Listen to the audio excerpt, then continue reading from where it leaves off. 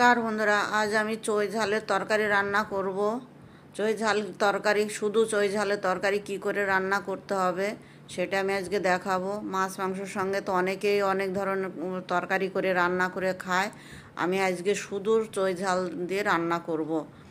তা প্রথমে চই ঝাল ছোটো টুকরো করে কেটে একটু সেদ্ধ করে নিতে হবে। কুকারে আমি একটা সিটি দিয়ে নেব, প্রেশার কুকারে। তারপরে নিয়ে নিলাম 1 চামচ জিরে, সাদা সর্ষে আর হলুদ সর্ষে, সাদা সর্ষে আর কালো সর্ষে, 2 ধরনের সর্ষে নিলাম। একটুখানি আদা আর কাঁচা লঙ্কা পেস্ট করে নিয়ে এই যে চই ঝাল সিদ্ধ হয়ে গেছে। এবার এটাকে আমি থেতলিয়ে নেব, নোড়া দিয়ে থেতো করে নেব ভালো করে। তারপরে ভালো করে থেতো করতে হবে এটাকে। দেখুন, এই যে থেতো হয়ে গেছে।